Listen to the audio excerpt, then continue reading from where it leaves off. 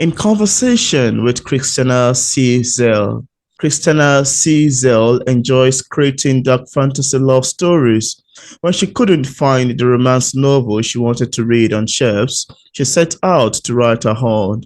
In her stories, you will find villainous Arion and the morally grey heroes who would explore the world for them. Outside of writing, Christina spends her spare time chugging iced coffee, reading her favorite books, and losing track of time playing The Sims. She resides in Michigan. And on today's episode of our interview, it's my utmost pleasure and joy to have on the show today Christina C. Zell. How are you doing, Christina?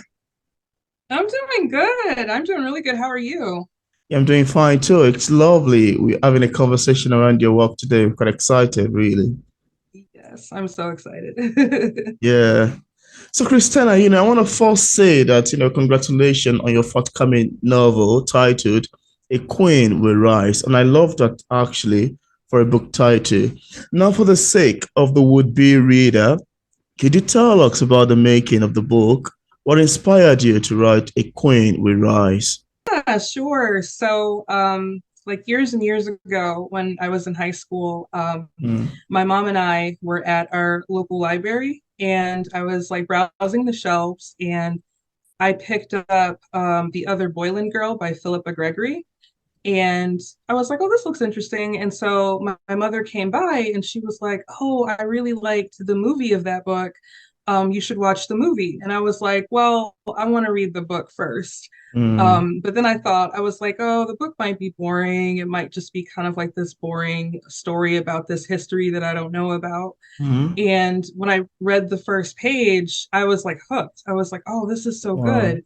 And it sparked like my interest in like the Tudors in England and Renaissance era England and the royal families. Mm, And so I just like became really fascinated with it. And then in the other Boylan Girl, the author Philippa Gregory actually got like some criticism wow. because people felt like her portrayal of Anne Boleyn, who was Henry VIII's second wife, they felt like she was too evil and too cruel and too power hungry.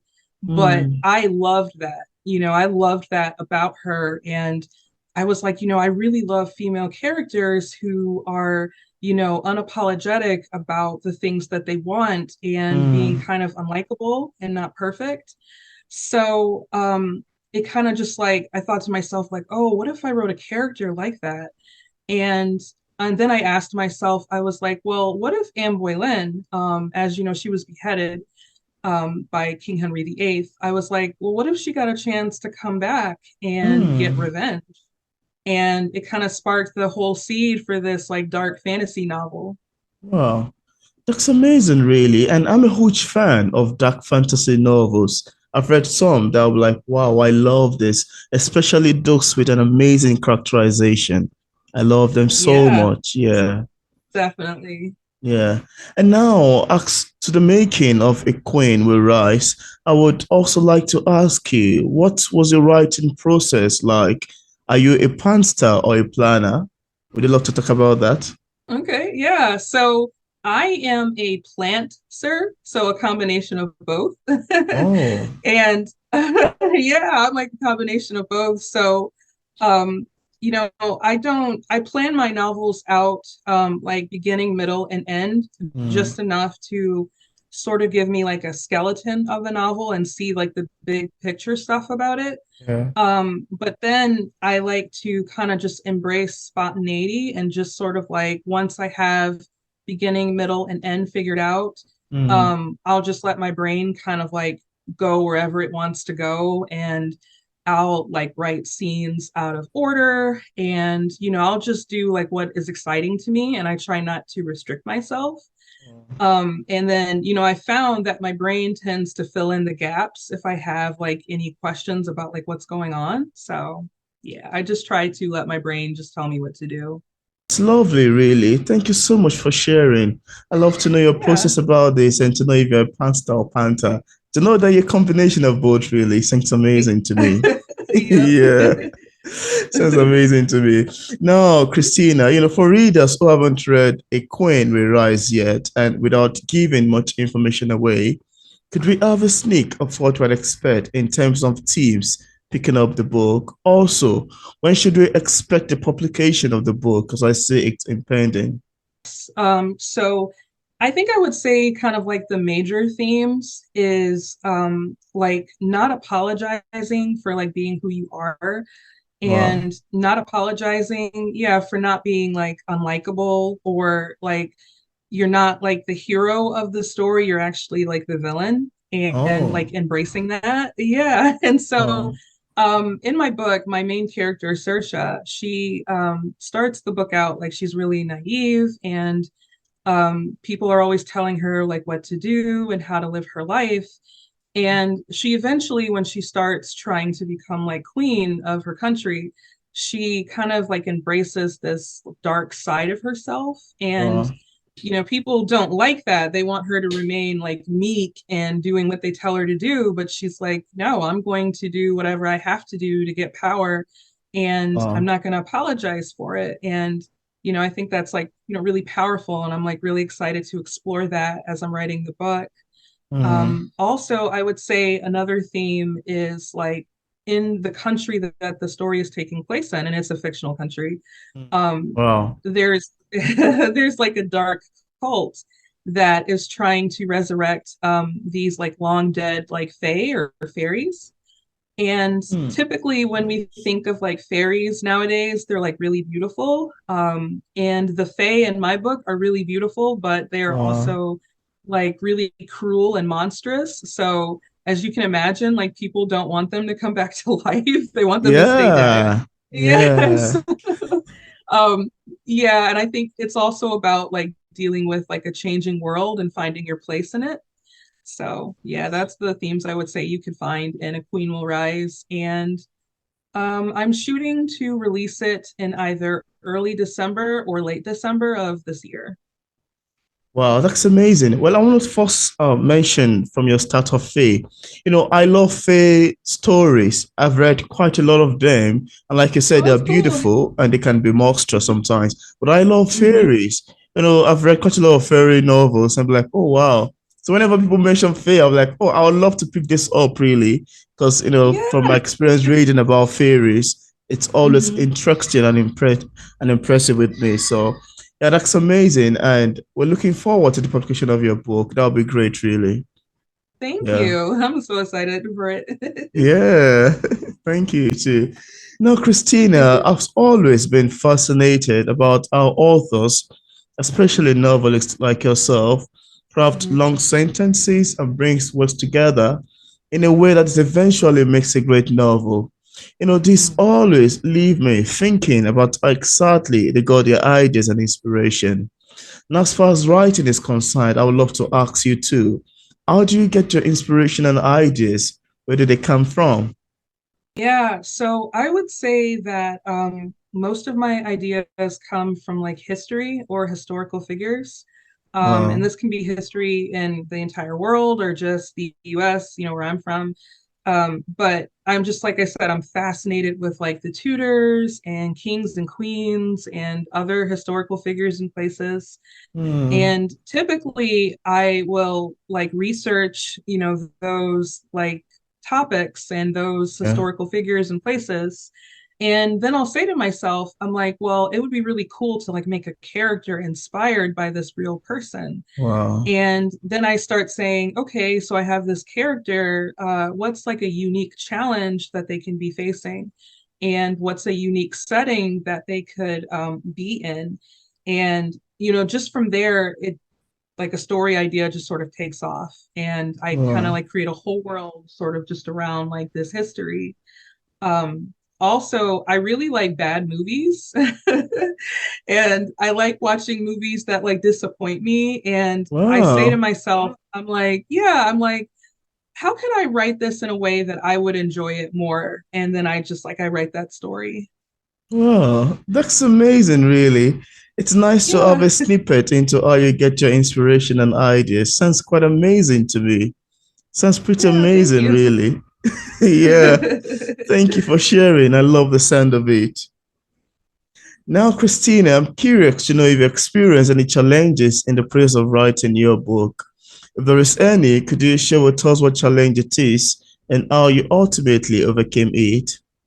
Sure. So I would say my biggest challenge so far is staying motivated.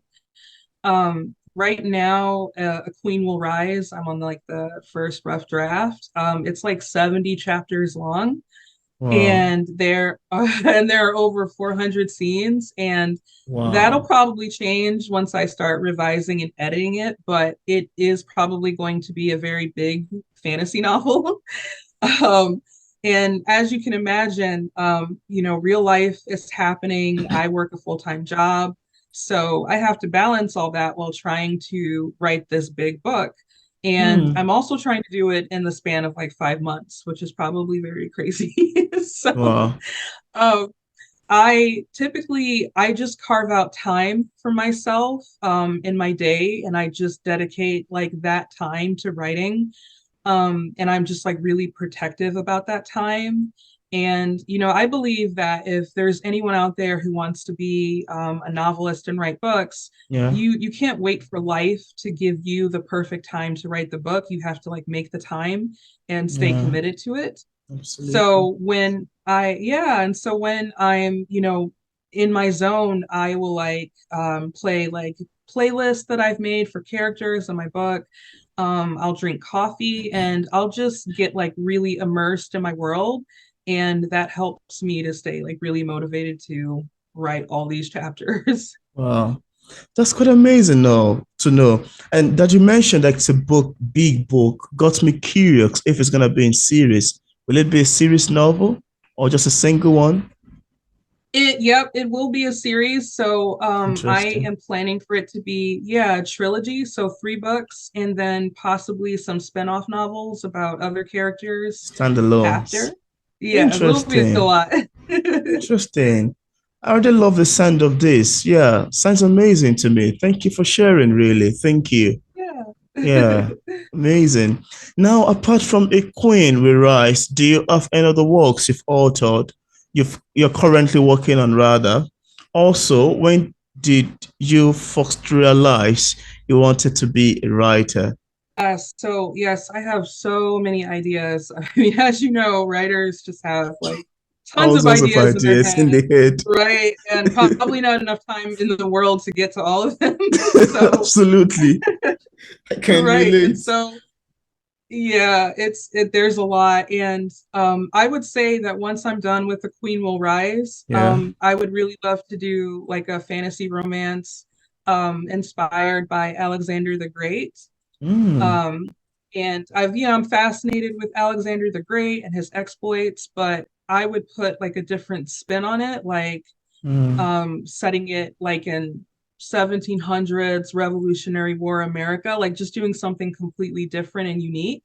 mm. And yeah, I have tons of ideas. I would love to write a story based off of King Tutankhamun, like the Egyptian pharaoh. So Wow. um, and I would also really love to do some fairy tale retellings of like The Little Mermaid and Aladdin. So like I've got Mm, tons of ideas. wow. This sounds amazing to me, really. Sounds pretty much interesting to me. So thank you so much for sharing. I love the sound of it. And now I'd love to Thank ask you. you, is there anything that you would love to share with the viewers about your book that we did not mention in this interview and you'd love the viewers to know? Sure. So I would like everyone to know that the characters in A Queen Will Rise are all like very diverse, and there's like tons of different like representation in the book. Okay. Um, and also that the romance in the book will be really epic and kind of steamy. Wow. So Epic. if that's like something someone's interested in, hopefully that's something to look forward to. Yeah, that's great. An epic fantasy. Interesting. Yep. Yeah, interesting. And now, after publication, on what platform should we look forward to getting a copy of A Queen We Rise? What platform would you suggest it to be published on or to be available on for purchase? Yeah, so I plan on putting a Queen Will Rise on like Amazon, Barnes and Noble, Kobo, or any other retailers that sell books. Mm, I'm going to try to get it on as many platforms as possible. yeah, And right now, I am planning on releasing the entire series in Amazon's Kindle Unlimited program. interesting. And for anyone who doesn't know, Kindle Unlimited is a like reading service provided by Amazon, Mm, where if you pay the subscription fee, you get to read the books specifically in that program for free. yeah. So technically, if you pay the subscription, you'll get to read A Queen Will Rise, the whole series for free. Wow, interesting. That's amazing. Hmm. And I left a Thank you. link in the description part of this interview to Kristen's social media following, where int audience can find out more about her.